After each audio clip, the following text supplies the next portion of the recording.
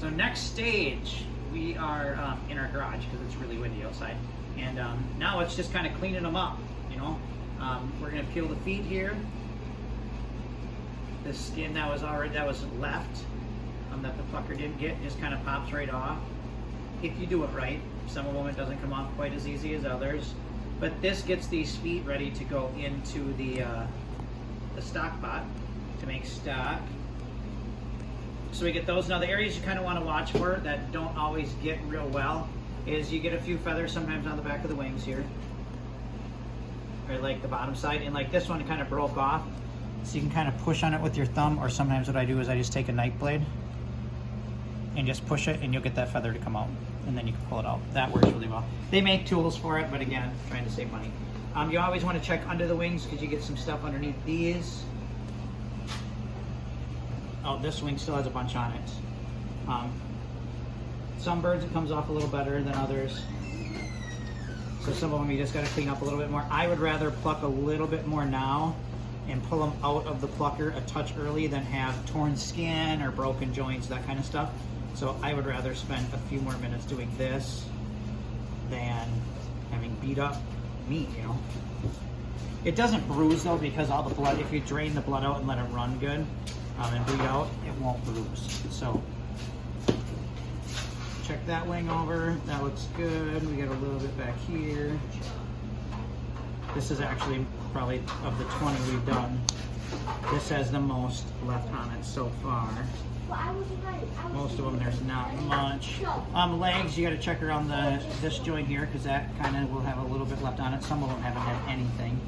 This water on this one might have been a touch closer to the 145 mark instead of closer to the 155 mark. So if it's, I like to put them in when it's 155 because it just gives a little bit better product. They come off cleaner. So there under the wings, and then in here along the inside of the thighs, you'll get a little bit in there too, if anywhere. So that's good. We don't worry about these because I cut this off anyway at the end. So once you get to this point, the knees, if you go on the back side, right at the joint, make a mark, come on the front side, cuts right off. So we flip it around, we come to the front of the bird, and there's a sack right up in the front. So I take and cut just a little bit here. You don't want to go deep because you'll cut through the sack and it'll make a mess. Now the other thing that I didn't say earlier is we quit feeding our birds. You know, we started butchering today around noon. We fed them last night at about 7 o'clock, but you don't want to feed them more because then all this is empty. If they've been fed, all this will be full of food and it just makes a mess. So you want to kind of pull this sack away from the breast, pull this out, and then pull on it, and you can get it to come, and you can cut right through the tube that goes into the chest cavity. Cut through the windpipe, and you can just cut this whole. I don't keep the necks. Some of them we do, but that all comes off in one chunk. And then you just have a nice, open, clean cavity, because that pout sits right on this. It would be like the right side of the bird right in here. So now we're going to flip this around, pinch it, put your knife right through there, and cut towards you. Now you kind of have to make a little bit of just a tiny incision to get your fingers in there, through into the gut cavity, and then you can just kind of pull on it and get your fingers in here so you don't cut the guts. And I cut a line down here to right on the right side of the butt, and then I do the same thing on this side. So you're cutting all these feathers in this rough spot off, and it's kind of where the birds sit a lot, so it's not a real great piece. So cut down to there, into here, but you don't want to cut through. These are all of your guts and it will make a mess, so you want to leave that attached. And what I do is I grab the gallbladder, or not the gallbladder, the gizzard, and kind of reach up and grab the guts and pull that in the first wave, and then I go in and I grab the liver, pull that out, grab the heart, that detaches, comes out. Sometimes it's one gob, and then I grab the windpipe and everything, and that pulls right through from the inside, and all that comes out. So that goes away. Now if you take your knife, you can just follow this seam right down, cut right through the tail, right through the tail, right? And all of that is all of your guts in one gob gone. You have a nice clean back. Some people like to keep the tail on. Doesn't matter for me. Now, you have to get the lungs out of this. There's like these two little fat deals, I don't know if they're what they are, two little glands in there that come out. These are these white little glands. You want to pull those off. Now the lungs actually sit on if the ribs are like this, the lungs sit tight against them.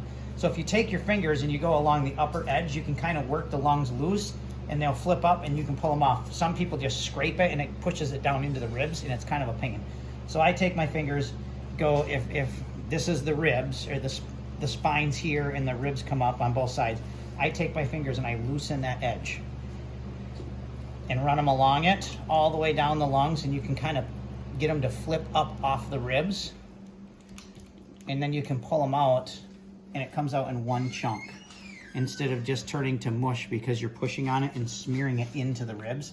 And that's what a lot of people do. But if you actually get through them, there's a little membrane that kind of holds it in, but you can get your fingers under that membrane and then you can get the lungs out in one chunk, and that just gives you a lot cleaner. And if you look up inside, I don't know if you can see, but now those ribs are nice and clean because you got all of the lung out of there. So that's the goal.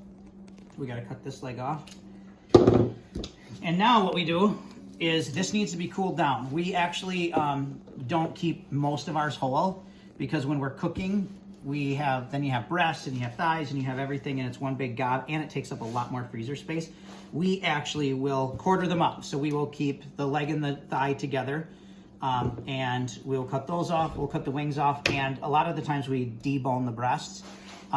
Some we will keep some with the bone in, some without it. But I mean, when you look at this, that breast is giant. That thing is, you know, that thick. It's 1.5 inches thick up there. You know, this is a big bird. This is probably 6.5 pounds right now, finished weight on this. So there's a lot of meat on that. So, but what it needs to do now is it needs to be cooled down. So we have 2 coolers that we just put them in. This one's just water from the hose, as cold as we can get it. This gets them pretty cold, and they sit in here for a while. And we just, every time we fill it up, we take it out, dump it, put new fresh ice cold water from the hose in it because we have a well, so it's really, really cold.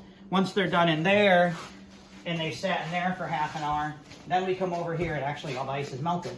But this did have 20 pounds of ice in it, and we will actually, once these birds are done, these are actually really nice and cold. These are going to get cut up here.